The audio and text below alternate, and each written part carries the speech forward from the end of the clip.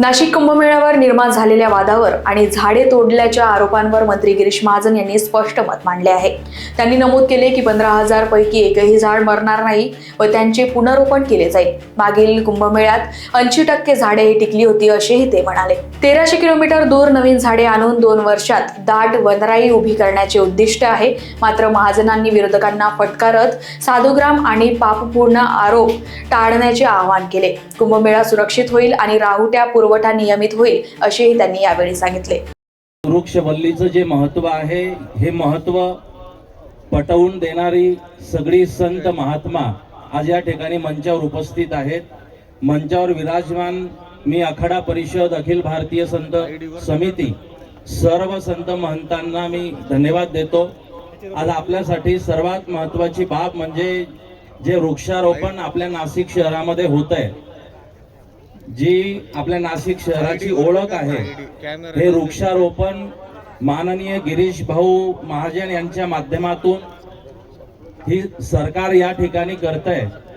मला आनंद या गोष्टीचा आहे की सरकार जे वृक्षारोपणाचा संकल्प यावेळी करतंय ते संतांच्या उपस्थितीत आणि संतांच्या साक्षीने करतंय। याचा अर्थ वृक्षारोपणासाठी संतांचा सुद्धा आशीर्वाद सरकारच्या पाठीशी या निमित्ताने आहे। आणि कायम इथे उपस्थित एक संतांच्या आश्रमात जाऊन जर आपण त्या संतांचा परिचय घेतला तर वृक्षारोपणासाठी, जलसंवर्धनासाठी, या प्रकृतीसाठी या सर्वच संतांनी कायम पुढाकार घेतलाय आणि कायमच याच्या रक्षणासाठीची त्यांची भूमिका राहिली आहे। नाशिक शहरामध्ये सुद्धा सर्व संत महंत उपस्थित राहून ज्या कुंभमेळ्याचं आयोजन ऐतिहासिक असं आपल्या शहरात, आपल्या या पावनभूमीवर होतंय, या कुंभमेळ्यासाठी काय चांगलं करता येईल ही संतांची भूमिका आहे।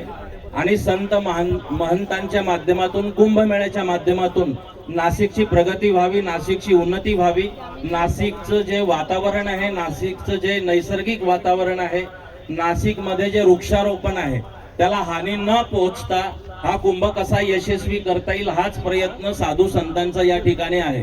परंतु अखिल भारतीय आखाडा परिषद आणि अखिल भारतीय संत समितीच्या माध्यमातून मी आपल्याला एकच निवेदन माझी करायची इच्छा आहे। हे संत महंत सनातन धर्मच नाही, या प्रकृतीसाठी सुद्धा पूरक असेच आहेत, तेच काम ते करतायत। परंतु वेगवेगळ्या विरोध करायचा म्हणून वेगवेगळ्या माध्यमातून जर कुंभमेळ्यावर आणि कुंभमेळ्यात येणाऱ्या संतांवर जर चुकीच्या टिप्पणी होत असतील, जर चुकीच्या गोष्टी बोलल्या जात असतील तर त्या कायम चुकीच्या आहे। आपण त्या गोष्टींना महत्त्व न देता आपण कशा पद्धतीने हरित कुंभमेळा साजरा करू शकतो यासाठी सगळ्यांनी आपली कल्पकता आणि आपली बुद्धी उपयोगात आणून आपण त्याच्यासाठी काम केलं पाहिजे असं मला वाटतं। Bureau report, Lokvahini media, Nashik.